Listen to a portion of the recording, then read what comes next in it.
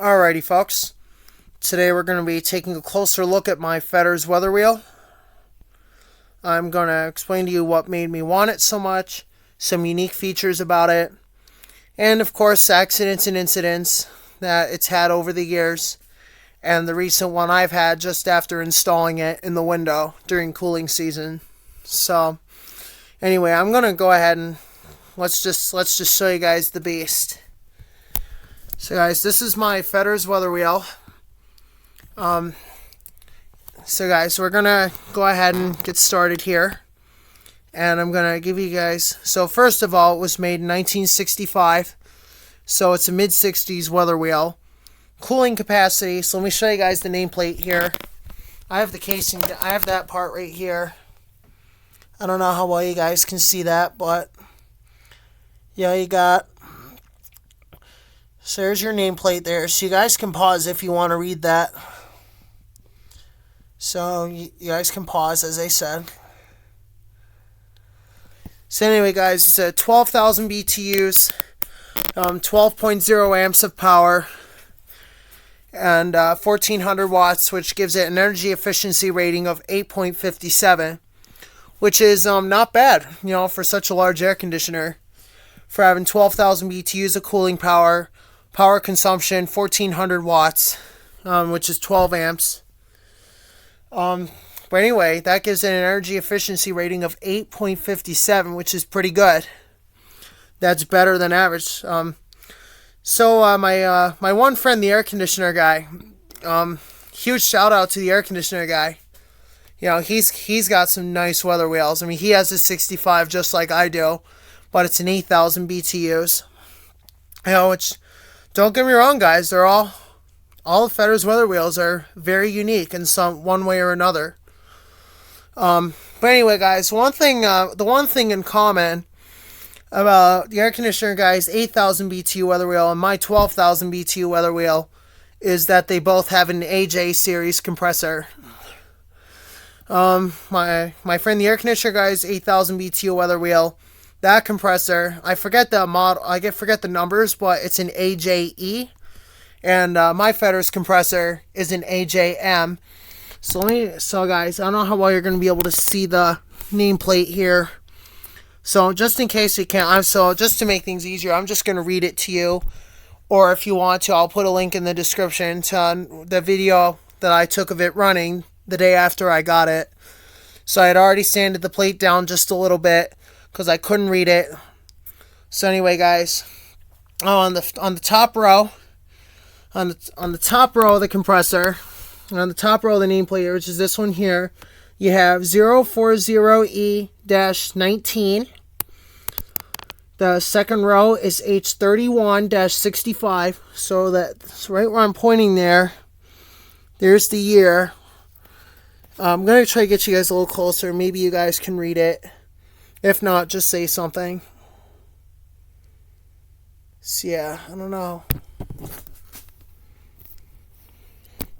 So that's really the best I can do. So looking at the nameplate, we have on the top row we have 040E-19. The second row we have CH31-65. So the 65 means it's a 1965 model. 720862 is the compressor serial number.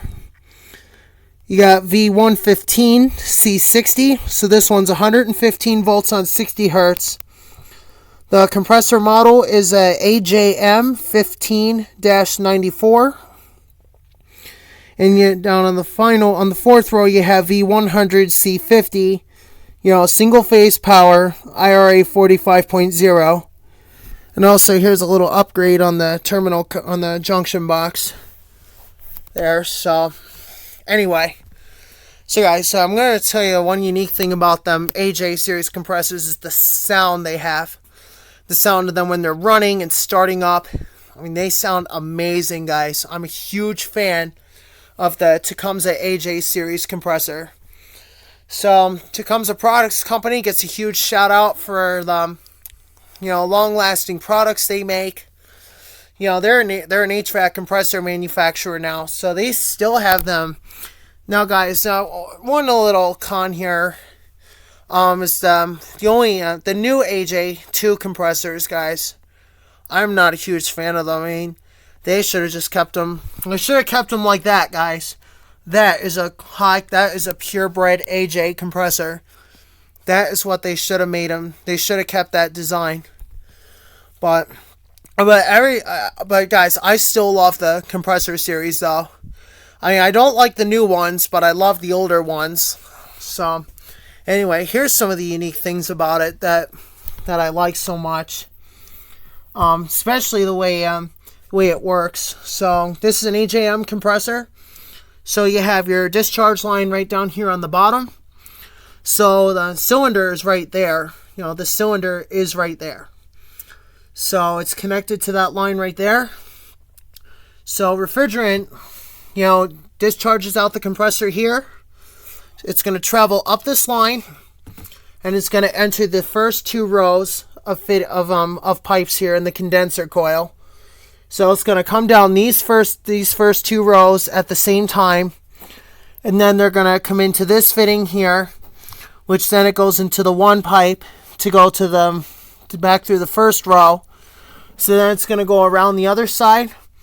It's going to transverse twice, so it's going to go through the second row of pipes to get to this fitting right here, which will then it goes up this row of fittings here, transfers again on the other side, and then comes down the fourth and final row here before exiting the condenser.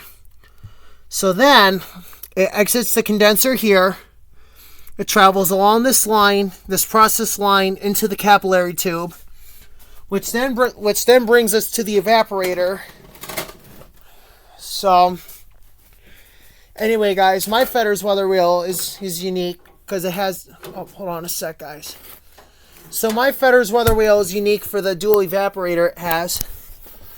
So anyway, there it is. So guys, what's really cool about it is refrigerant will enter the evaporator on this pipe right here. So it's going to come in. It's going to go through this evaporator first, and then right up in here you have your two connections. Well, actually, guys, I can just show them to you. Yes, guys, I got that tie plate right there to hold down the insulation while it runs, so that way we get ice cold air. Or for I'm using the blower, so it keeps my leaf blower to operate it normally. So anyway, well, not normally, but temporarily. So anyway, you guys, hope you guys can see the connections there. So it transfers then into the second evaporator, which is so guys, the airflow here was another thing too. You got your squirrel cage fan right here, you know, which sucks air in, and it will send it on this evaporator first, the rear one.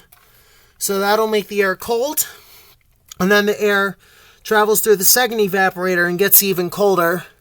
So that's the secret to why Fetter's weather wheels blow so cold, or get so cold, even in normal circumstances. And then the refrigerant will exit out that evaporator, and the second evaporator, and then it will return. It will return to the compressor.